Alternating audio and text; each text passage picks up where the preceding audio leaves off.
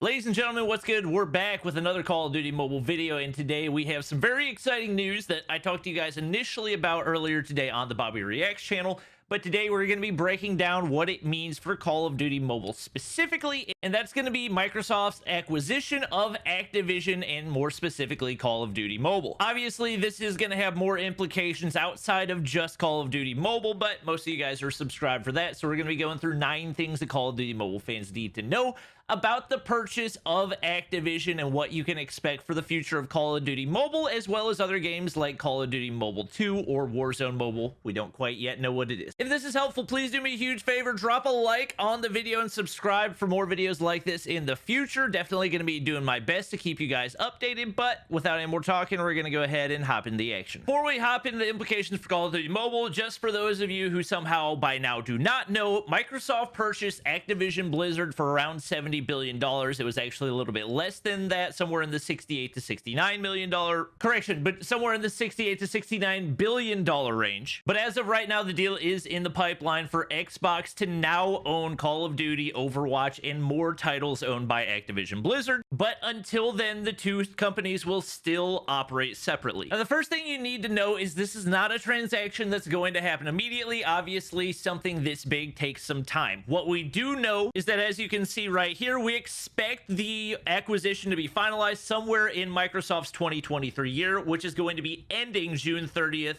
2023. That means it can be finalized really at any point between July 1st, 2022 and June 30th, 2023, but it's going to be somewhere in that time period. So as much as I and a lot of other people would love to see immediate changes for Call of Duty Mobile, we're probably going to have to look more toward the start of 2023 to realistically start to see any of this go into place. Second question, and one that I've seen a lot, is what's going to happen to Call of Duty Mobile? I think there are probably a lot of people that are afraid that Call of Duty Mobile is just going to evaporate into thin air once the acquisition happens, and I can promise you guys that's not going to be the case. Call of Duty Mobile is one of the many valuable assets that Activision owned that made them worth the price tag that Microsoft paid. If anything, we should be excited for the acquisition because Microsoft brings that many more assets to the table that can potentially help Call of Duty Mobile develop in the future. Third thing I'm going to say is an answer to another question that I've seen a lot of, and one that I personally don't think is all that important, but a lot of people have been asking it, and that's whether or not this acquisition is going to impact the cost of CP and also the cost of the Battle Pass. As of right now, that's not a question that anybody's going to be able to answer, but there's not really any reason to believe that it is going to directly impact it, and if it does, it's probably not going to be super significant. The reason I say that is because of our fourth important thing to note, and that's going to be that Microsoft's ownership of Activision and Call of Duty Mobile is not necessarily going to directly impact the game. Yes, they will own the title, but the people who have been working on Call of Duty Mobile for years and years will continue to do so. Microsoft has said that they don't have any intentions of making major layoffs, and for that reason, we should expect that a lot of the minutia and small details of Call of Duty Mobile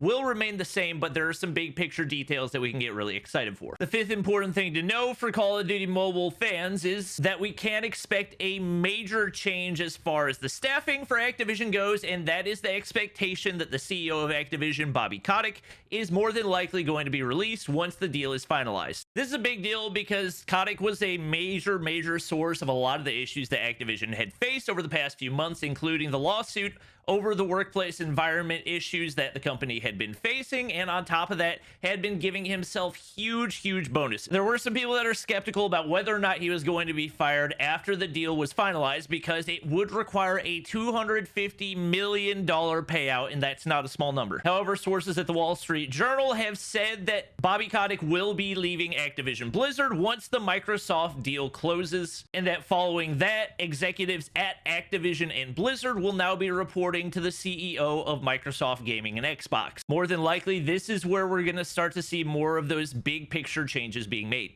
The sixth thing that's really important for Call of Duty Mobile fans to know is the way that this acquisition is going to impact Call of Duty Mobile 2 or Warzone Mobile, whichever it's going to be. We know that Activision is in the process of developing another major Call of Duty title, but we don't exactly know what it is yet. Part of Microsoft's acquisition of Activision includes the 3 or 4 mobile gaming studios that they've acquired over the past year as they have been developing the game. With the amount of money that they've invested into those acquisitions, there's no reason to believe that the next Call of Duty title is going anywhere, and if anything, we know that one of the major reasons that Microsoft acquired Activision is because of their desire to get into the mobile games market. In fact, the next important thing that you need to know is that Microsoft, whenever they gave their press release about the acquisition, in their PR statement, they actually singled out the mobile platform as one of the main reasons that they acquired the company in their desire to increase the availability of Activision Blizzard content across multiple platforms, with mobile typically being the one that is neglected. So not only can we expect Call of Duty Mobile 2 or Warzone 2 or whatever it would be, but more than likely we'll start to see more and more Activision Blizzard titles brought to mobile as well. Another thing players might be concerned about is whether or not Call of Duty Mobile is going to get left in the dust in the process, but I have very good reason to believe that that will not be the case either. As a matter of fact, back in March of 2021, Microsoft actually announced that they were going to be forming a strategic partnership with Timmy in an attempt to bring more mobile games and top-tier games to the mobile platform. If anything, this acquisition is going to strengthen that relationship between the two, and regardless of what happens with Call of Duty Mobile 2 or Warzone Mobile, there's still very good reason to believe that Call of Duty Mobile itself is not going anywhere anytime soon.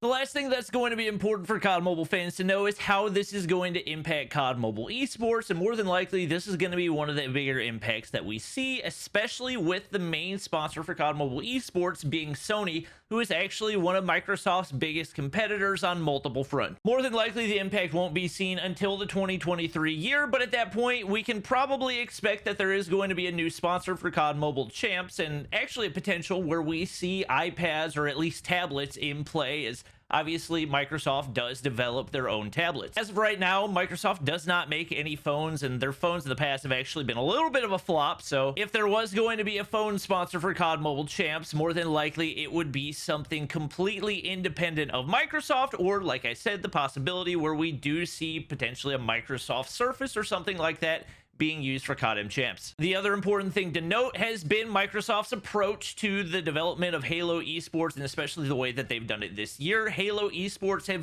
kind of been the gold standard for what esports want to look like, and the gaming community, especially the console community, have loved the way that they've developed their esports and really built it out to be super inclusive, with a lot of events that are an open bracket and just about anybody can come and play, which really gets people involved at every level of the game. Hopefully a lot of that strategy can be brought into Call of Duty Mobile to continue to expand the mobile platform, especially over on the esports side of things. Now, before we wrap up the video, I did want to answer a couple questions that I'd seen a lot about, because there are obviously people who aren't playing Call of Duty Mobile, or maybe play Call of Duty Mobile but play it on other platforms as well, like the PS4, PS5, that might have some concern. Primary concern on that end being whether or not Call of Duty is now going to become an Xbox exclusive title. Phil Spencer from Xbox and Microsoft said, "I'll just say to the players out there who are playing Activision Blizzard games on Sony's platform, it's not our intent to pull communities away from that platform, and we remain committed to that." On top of that, Vanguard was the #1 selling game for Sony platforms inside the US in 2021. So in order for Microsoft to pull Call of Duty from the PlayStation platform, it would have to require a lot of trust that they would be able to make all that money back